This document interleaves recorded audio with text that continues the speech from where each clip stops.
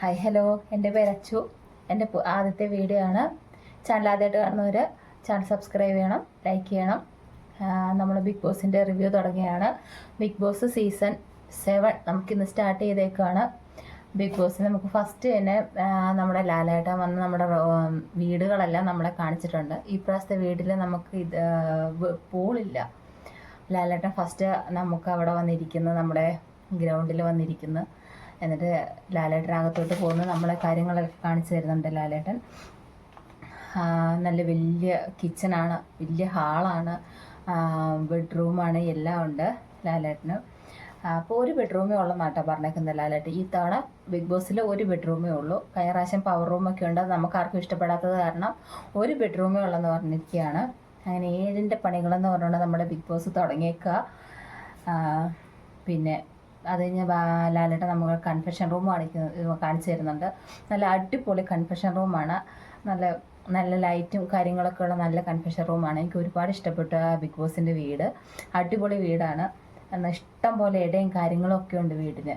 അപ്പോൾ അത് കാരണം നല്ല ഇഷ്ടം പോലെ ഇടയുള്ള നല്ലൊരു വീടാണ് ബിഗ് ബോസ്. അത് കഴിഞ്ഞ് ബിഗ് ബോസ് നമ്മുടെ കണ്ടസ്റ്റൻസിനെയൊക്കെ വിളിക്കുന്നുണ്ട്.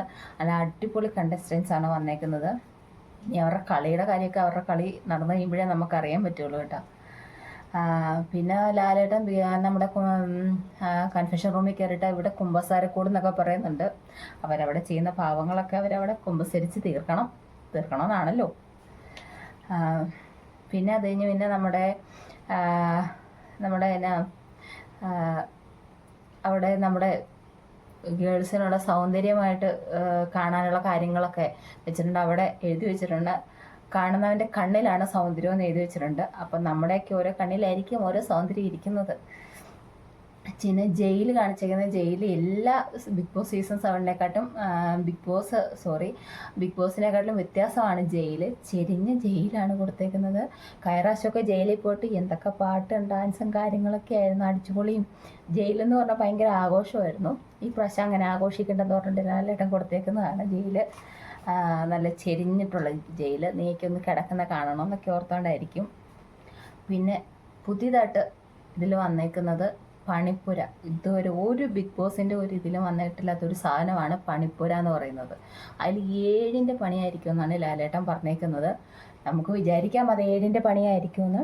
അവർക്ക് വേണ്ട സാധനങ്ങൾ, അവർക്ക് ഡ്രസ്സ്, ഷൂസ്, ഓർണമെൻറ്റ്സ്, അങ്ങനെ അവർക്ക് വേണ്ട സർവ്വത്ര സാധനങ്ങൾ ലാലേട്ടൻ ആ പണിപ്പുരയിൽ വെച്ച് പൂട്ടുമെന്നാണ് പറഞ്ഞേക്കുന്നത്. ആ പണിപ്പുര വെച്ച് പൂട്ടി അവർ ടാസ്ക് കളിച്ച് ജയിച്ചെല്ലാം കിട്ടുമ്പോഴേ അവർക്ക് ആ സാധനങ്ങൾ ആ പണിപ്പുരയിൽ നിന്ന് കൊടുക്കുകയുള്ളൂ. അതൊക്കെ നല്ല കോൺസെപ്റ്റാണ്, അടിപൊളിയാണ്. പിന്നെ നമുക്ക് വന്നേക്കുന്നത് ഫുഡ്.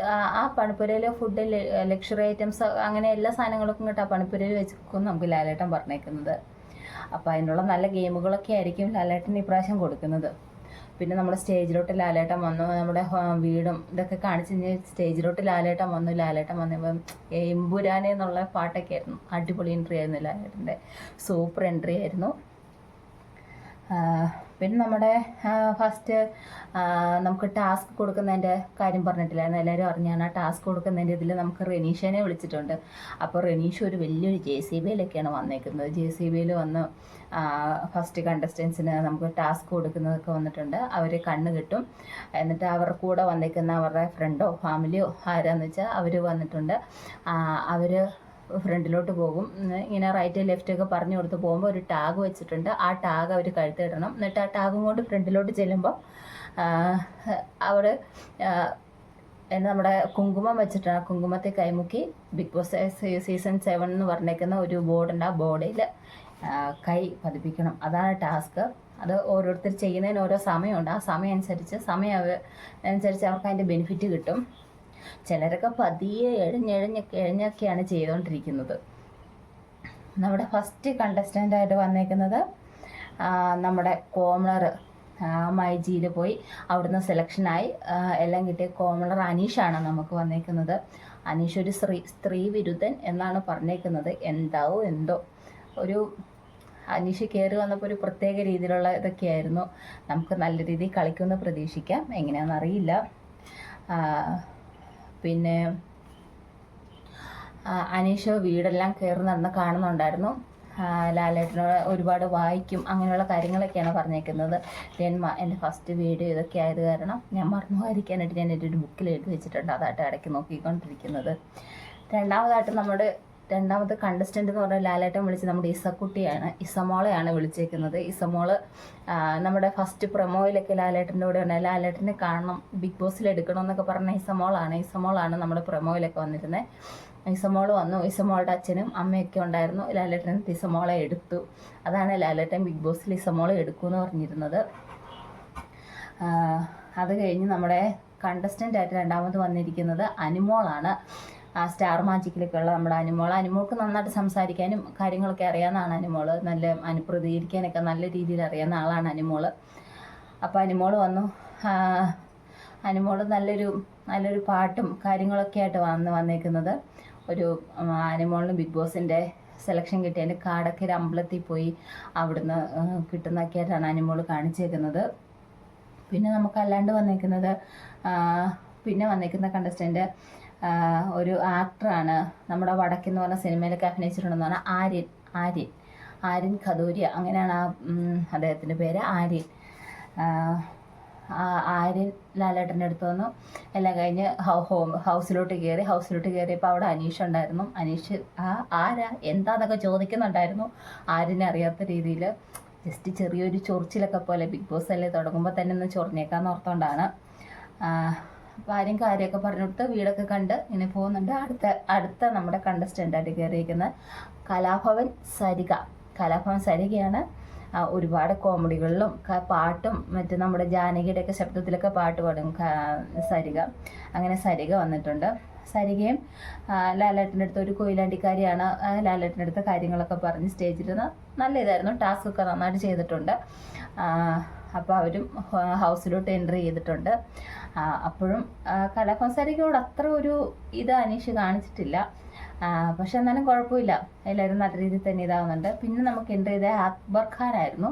പുള്ളി ഭയങ്കര ഷാരൂഖ് ഖാൻ്റെ ആരാധകനാണെന്നാണ് പറഞ്ഞത്. അതുകൊണ്ടാണ് അക്ബർ ഖാൻ പേരിട്ടേക്കുന്നതെന്നാണ് പറഞ്ഞേക്കുന്നത്. അക്ബർ ഖാനാണ്. പുള്ളി നമ്മുടെ സ്റ്റാർ സിംഗിൽ ഒക്കെ വന്നിട്ടുണ്ടെന്നൊക്കെയാണ് പറഞ്ഞത്. സ്റ്റാർ സിംഗറിൽ 2 സീസണിലായിട്ട് പുള്ളിയുണ്ട്. നന്നായിട്ട് പാട്ട് പാടും, സ്വന്തമായിട്ട് മ്യൂസിക് ഒക്കെ ചെയ്യും. അങ്ങനത്തെ ആളാണ്. അടുത്ത കണ്ടസ്റ്റൻ്റായിട്ട് നമുക്ക് വന്നേക്കുന്നത് RJ ബിൻസിയാണ്. ഒരു റേഡിയോ ജോക്കിയാണ്. നല്ല രീതിയിൽ സംസാരിക്കാൻ അറിയാവുന്ന ആളാണ് RJ ബിൻസി. അവിടെ നല്ല രീതിയിൽ സംസാരിക്കുന്നുണ്ട്. ബിൻസി അവിടെ കയറുന്ന എല്ലാവരെയും പരിചയപ്പെടുന്നുണ്ട്. ഹൗസിൽ കയറുന്നുണ്ട്. ബിൻസി നല്ല രീതിയിൽ പെർഫോം ചെയ്യുമെന്ന് നമുക്ക് വിചാരിക്കാം. പിന്നെ അടുത്തായിട്ട് കയറി വന്നേക്കുന്ന അഡ്വക്കേറ്റ് ഒനിയൻ സാബു എന്ന് പറഞ്ഞ ആളാണ് കയറി വന്നേക്കുന്നത്. പുള്ളി അഡ്വക്കേറ്റാണ്. ഫുഡിൻ്റെ ഇതൊക്കെയുണ്ട്. അപ്പോൾ പുള്ളിയുടെ സംസാരത്തിലൊക്കെ നല്ല രീതിയിൽ പെർഫോം ചെയ്യുമെന്നാണ് ഞാൻ വിചാരിക്കുന്നത്. ബിഗ് ബോസ് അല്ലേ, എന്തെല്ലാം കണ്ടാലോ.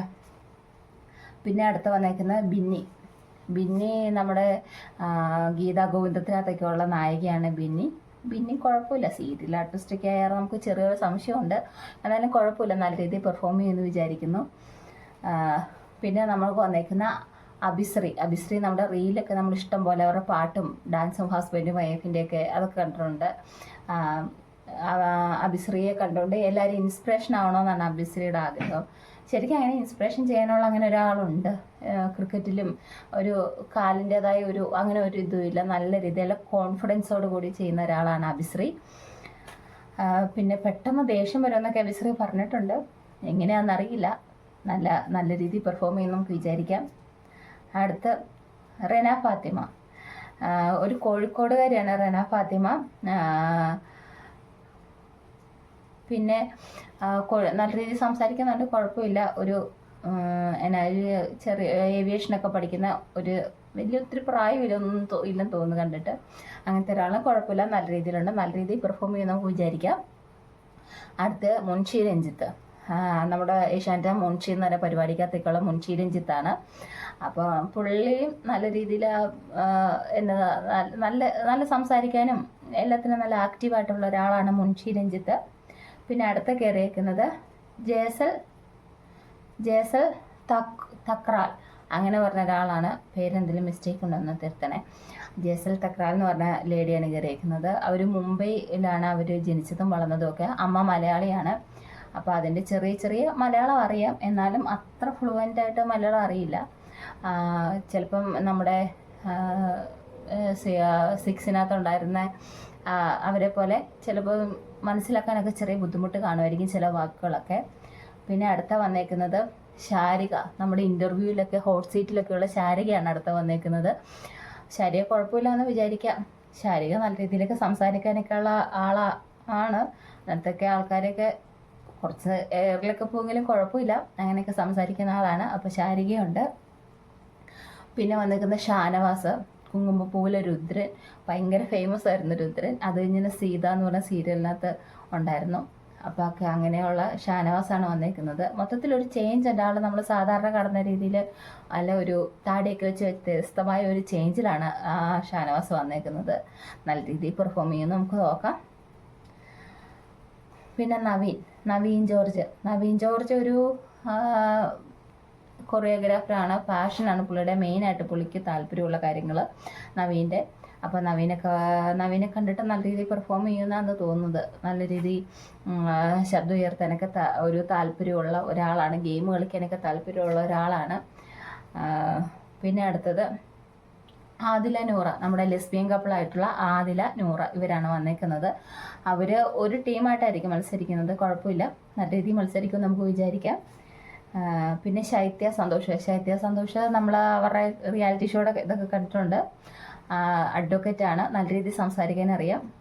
ഇച്ചിരി ക്രൂക്കടാന്നൊക്കെ എനിക്ക് തോന്നുന്നുണ്ട്, എങ്ങനെയാണെന്നറിയില്ല. അപ്പം അവരും നല്ല രീതിയിൽ പെർഫോം ചെയ്യുമെന്നറിയാം. നമുക്ക് നാളെ തൊട്ട് ഇതിൻ്റെ ബാക്കി കാര്യങ്ങളൊക്കെ അറിയാൻ പറ്റുമല്ലോ. പിന്നെ അത് കഴിഞ്ഞ് നമുക്ക് രേണുസുതി, നമ്മുടെ സോഷ്യൽ മീഡിയയിൽ മൊത്തം നിറഞ്ഞിരിക്കുന്ന രേണുസുതിയാണ് എൻട്രി ചെയ്തേക്കുന്നത്. രേണുസുതിയുടെ ഡാൻസൊക്കെ ഉണ്ടായിരുന്നു. ലാലേട്ടൻ രേണുസുതിയോട് കാര്യങ്ങളൊക്കെ ചോദിക്കുന്നുണ്ട്. അപ്പോഴും നമ്മുടെ സുധിച്ചേട്ടൻ്റെ കാര്യമൊക്കെ പറയുന്നുണ്ട്. കുഴപ്പമില്ല, രേണുസുതി നന്നായിട്ട് അതിനകത്ത് പെർഫോം ചെയ്യുമെന്ന് നമുക്ക് വിചാരിക്കാം. അടുത്തത് അപ്പാനി ശരത്ത് നമുക്ക് എല്ലാവർക്കും അറിയാവുന്ന ആൾ തന്നെ, അങ്കമാലി ഡയറീസിലുണ്ടായിരുന്ന ആളാണ്. അപ്പോൾ കുഴപ്പമില്ല, അവർ നല്ല രീതിയിൽ പെർഫോം ചെയ്യുമായിരിക്കും. പിന്നെ അത് കഴിഞ്ഞ് ഇവർക്ക് എല്ലാവർക്കും ഒരു ടാസ്ക് കൊടുത്തിട്ടുണ്ടായിരുന്നല്ലോ. റിനീഷ വന്നിട്ട് ഈ ടാസ്കിൽ വിജയിച്ച ആളെ ബിഗ് ബോസ് പറയുന്നുണ്ട്. ആര്യന് first, Binny, Shanavas third, Binny second, അങ്ങനെയാണ് വന്നേക്കുന്നത്. അപ്പം ഇതിൽ ബിഗ് ബോസ് ജയിച്ചവർക്കായിട്ട് ഒരു ടാഗ് കൊടുത്തിട്ടുണ്ട്. അപ്പോൾ ബിഗ് ബോസ് അതിന് മുന്നായിട്ട് ബിഗ് ബോസ് കൺഫെഷൻ റൂമിൽ നിന്ന് അവർക്ക് പെട്ടി കൊടുത്തു. അവരുടെ ഡ്രസ്സൊക്കെ വെക്കുന്ന പെട്ടിയിൽ ആ പെട്ടി കൊടുത്തിട്ടുണ്ടായിരുന്നു. അപ്പോൾ അവരോട് ആ പെട്ടി എടുത്തുകൊണ്ട് വരാൻ പറഞ്ഞ് പെട്ടി നോക്കിയവർക്ക് പല സാധനങ്ങളും ഒന്നും ഇല്ല. അപ്പോൾ ഈ ഫസ്റ്റ് കിട്ടിയ ആൾക്കാർക്ക് മാത്രമാണ് പെട്ടിയിൽ ഡ്രസ്സും സാധനങ്ങളും അവരുടെ സർവത്ര വേണ്ട ഐറ്റംസും ഉള്ളത്. അപ്പം അവർക്ക് ഈ ടാഗ് കൊടുത്തിട്ടുണ്ട്. ഈ ടാഗ് ആൾക്കാർ നമ്മുടെ കണ്ടസ്റ്റൻസ് കാണുന്ന രീതിയിൽ കയ്യിൽ എപ്പോഴും ഇട്ടുകൊണ്ടിരിക്കണം. കയ്യിലിട്ടുകൊണ്ടിരുന്നിട്ട് അത് ആർക്ക് വേണേലും എപ്പോൾ വേണേലും ഇവരുടെ എടുത്തുകൊണ്ട് പോകാം, അടിച്ചു മാറ്റാം, എന്ത് വേണേലും ചെയ്യാം. അങ്ങനെ കിട്ടുന്നവർക്ക് അവരുടെ സാധനങ്ങളെല്ലാം വരും. ബിഗ് ബോസിൻ്റെ അടുത്തുനിന്ന് അവർക്ക് മാറാനുള്ള ഡ്രസ്സ് ഉൾപ്പെടെ എല്ലാ സാധനങ്ങളും അവർക്ക് വരും. ഈ നഷ്ടപ്പെട്ട ഇവരുടെ സാധനങ്ങൾ റിട്ടേൺ പോകും. അങ്ങനെയാണ് ബിഗ് ബോസ് പറഞ്ഞേക്കുന്നത്. ഇപ്പം ഞാൻ ലാസ്റ്റ് എപ്പിസോഡ് കാണുമ്പോൾ അതിനകത്ത് എല്ലാവരും കിടന്ന് ആര്യനെയും ഷാനവാസിനെയും ബിന്നിനെയും ഒക്കെ നല്ല രീതിയിൽ അത് ഈ കയ്യിൽ കെട്ടുന്ന സാധനം ബിഗ് ബോസ് കൊടുത്തേക്കുന്ന സ്റ്റാർ പറിച്ചെടുക്കാനായിട്ട് ഓടിക്കുന്നുണ്ട്. ആര്യനൊക്കെ കയറി ബാത്റൂമിൽ കയറി ഒളിച്ചിരിക്കുന്നുണ്ട്. ആര്യനോട് പുറത്തിറങ്ങാനൊക്കെ പറയുന്നുണ്ട്. എല്ലാവരും നല്ല രീതിയിൽ ശ്രമിക്കുന്നുണ്ട് ഈ സ്റ്റാർ കിട്ടാനായിട്ട്. അപ്പോൾ ഇന്നത്തെ കുഴപ്പമില്ലായിരുന്നു, നല്ല രീതിയിലുള്ള ഒരു എൻട്രി ആയിരുന്നു. നമ്മുടെ ലോഞ്ചിങ് ആയിരുന്നു. എനിക്ക് ഒരുപാട് ഇഷ്ടപ്പെട്ടു. വീടൊക്കെ എനിക്ക് ഒരുപാട് ഇഷ്ടപ്പെട്ടു. ഇഷ്ടം പോലെ ഇടയുണ്ട്, ഓടിക്കളിക്കാൻ ഇടയുണ്ട്. കിച്ചണൊക്കെ ആണെങ്കിലും നല്ല വലിപ്പമുള്ള കിച്ചണാണ്. അപ്പോൾ നല്ല കുഴപ്പമില്ല, നല്ലതായിരുന്നു. അപ്പോൾ ഇത്രേ ഉള്ളൂ ഇന്നത്തെ എൻ്റെ വീഡിയോ. അപ്പോൾ ചാനൽ എല്ലാവരും സബ്സ്ക്രൈബ് ചെയ്യുക. ഇതിലെന്തെങ്കിലും തെറ്റുകുറ്റങ്ങളുണ്ടെങ്കിൽ ഞാൻ അടുത്ത വീഡിയോയിൽ ഇമ്പ്രൂവ് ചെയ്യുന്നതായിരിക്കും. അപ്പോൾ താങ്ക് യു.